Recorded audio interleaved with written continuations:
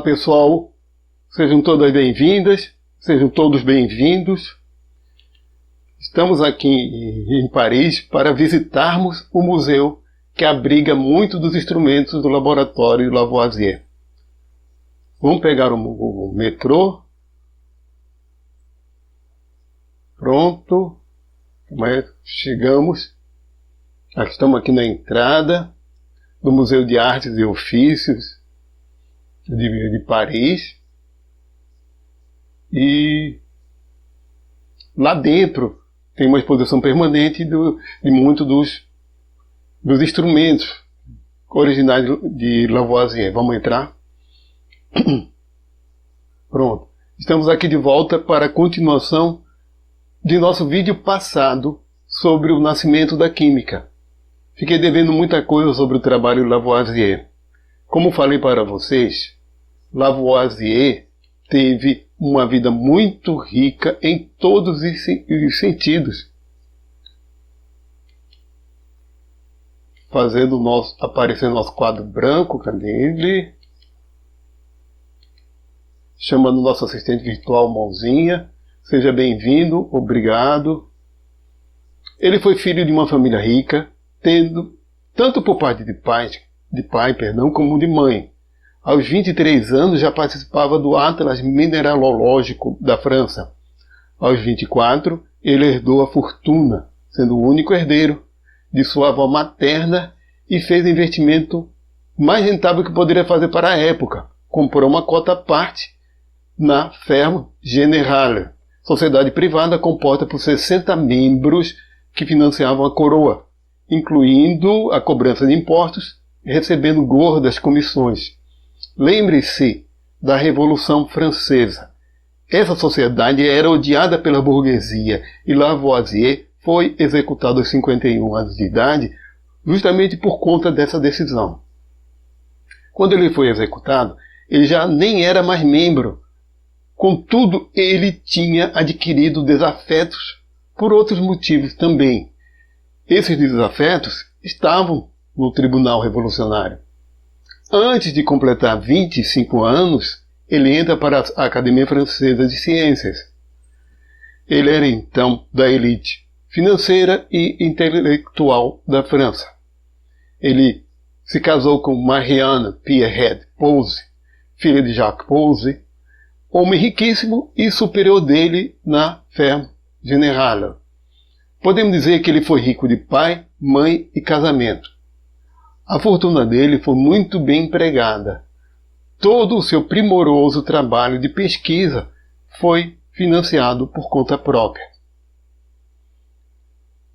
Lavoisier começou a realizar experimentos com as chamadas lentes ardentes, que eram lentes armadas, como mostradas nessa figura, e que concentravam os raios solares e se obtinha temperaturas extremamente altas, mais altas do que os fornos a carvão. Lembre-se que a explicação da teoria do flogisto para a formação do metal a partir da cal era que a cal incorporava flogisto liberado pelo carvão queimado nos fornos. Então o que aconteceria se usássemos carvão para a calcinação, se não, usássemos carvão para a calcinação de metais, como no caso das lentes ardentes? Então, Lavoisier fez experimentos com calcinação de metais usando as lentes ardentes. A calcinação de antimônio, chumbo, estanho e mercúrio gerava cargas mais pesadas do que o metal. As explicações dos flogistas, antes dos experimentos com as lentes: absorção das partículas do fogo. Mas no caso das lentes ardentes, como explicar? Com o uso das lentes ardentes, mostrou-se que os diamantes também são afetados pela combustão.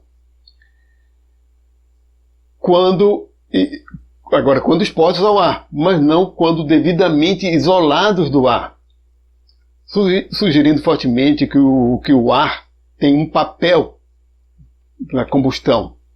Em 1772, foram realizados estudos sistemáticos em que se mediu rigorosamente a participação do ar na combustão. Observou-se na calcinação do estanho que tínhamos inicialmente grande volume de ar e depois da cal formada, a cal tinha mais massa e volume do que o estanho, mas o volume de ar diminuíra na mesma proporção, novamente indicando que algo presente no ar se combinou com o estanho para formar a cal resultante do estanho, que hoje a gente chama de óxido, né? E outra coisa que vocês já podem imaginar, não havia alteração das massas dos reagentes e dos produtos da reação quando considerando a participação do ar. A primeira explicação que Lavoisier dá para a calcinação foi que, com o calor da combustão, há a liberação de calórico do metal, que permite a entrada de um princípio do ar. Esse princípio é chamado inicialmente de princípio acidificante, depois chamado de princípio oxigênio, pois ele tinha demonstrado o caráter ácido em reações semelhantes, em que se participava o ar. Mas, com novos resultados, mostrou-se que esse princípio é um componente da atmosfera, um gás que já havia sido identificado antes. E esse gás tem características elementares. Lavoisier batiza esse gás de oxigênio. Nessa época, na segunda metade do século XVIII, foram realizados experimentos que demonstraram que o ar atmosférico não era um elemento, não era algo simples, puro, e sim uma mistura. Mais adiante falaremos do conceito de elemento químico desenvolvido também nessa época. Mas, fazendo um parênteses, vamos pedir licença a Lavoisier e ao Mãozinha. Até logo, Mãozinha. Até a próxima aula. Obrigado. Para falar nessas descobertas. Com o desenvolvimento de técnicas de laboratório, foi possível a coleta de gases liberados por reações químicas. Em 1754, o então estudante de medicina escocês Joseph Black isolou um gás liberado pela magnésia alba, que hoje nós chamamos de bicarbonato de magnésio. Esse gás tinha propriedades diferentes do ar atmosférico. Propriedades como extinguir a chama de uma vela, não permitir a vida de um animal como um camundongo, mas sim a de uma planta. Ele também levava a precipitação de solução de carbonatos. Joseph Black o chama de ar fixo. Esse gás era o nosso atual dióxido de carbono. Em 1772, o boticário sueco Carl Wilhelm Scheele isolou um gás obtido de dióxido de manganês aquecido fortemente. Ele chamou de ar do fogo. Esse gás tinha propriedades muito diferentes daquelas do ar fixo de Joseph Black. Por exemplo, mantendo a chama de uma vela até por mais tempo que o ar atmosférico. Ele era capaz de manter vivo por mais tempo um camundongo em recipiente fechado do que o ar atmosférico. Esse mesmo gás foi obtido de óxido de mercúrio e de outros compostos. Tratava-se do primeiro isolamento do oxigênio. Neste mesmo ano, 1772, Joseph Priestley isola o que ele chamou de ar nitroso, o que chamamos hoje de óxido nítrico. Em 1774, 2 anos depois, o mesmo Joseph Priestley obteve também o oxigênio, que ele chamou de ar desflogistificado, a partir de óxido de mercúrio. Também em 1774, Lavoisier produz o ar do fogo, em grande escala, usando as lentes ardentes. Em poucos anos, vários gases foram descobertos, o que contribuiu para a verificação de que eles participam das reações químicas, incluindo a combustão.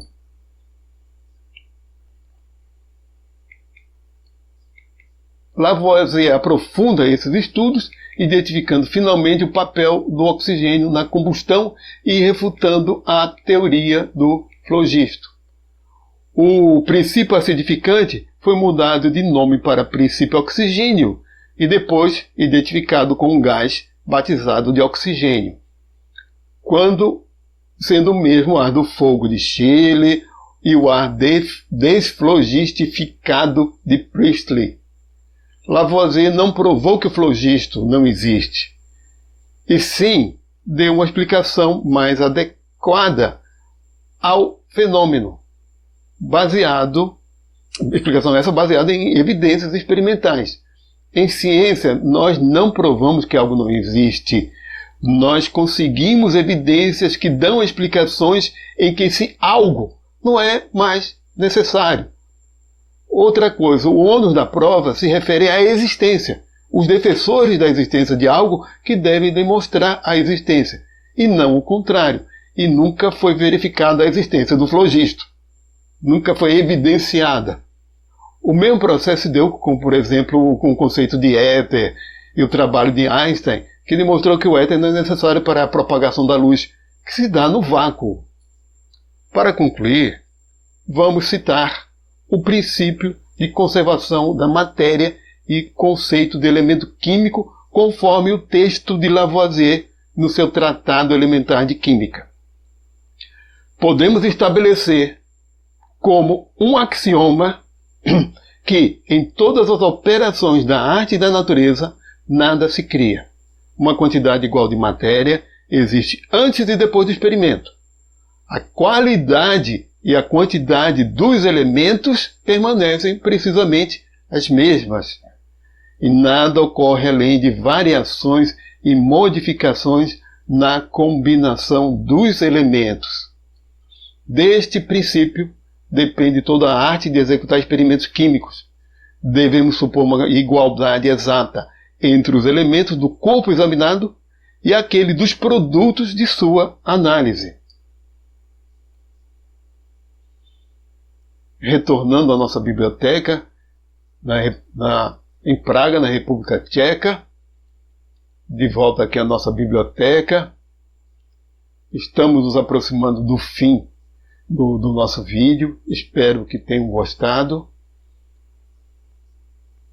Aqui temos nossos aplicativos auxiliares.